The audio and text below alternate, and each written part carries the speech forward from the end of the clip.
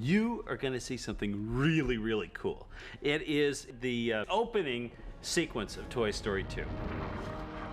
This actually has its origins back in Toy Story 1. If you look back in that section, you'll see an abandoned sequence of the Buzz Lightyear opening cartoon.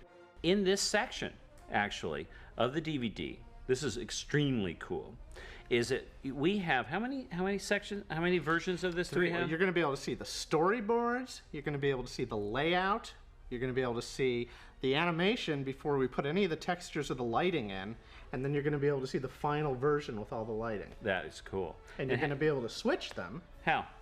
Well, with your remote.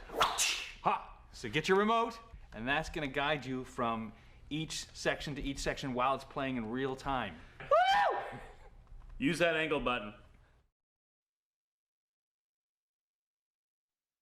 Next, you're going to see the steps of production for computer animation, the way we do it here at Pixar.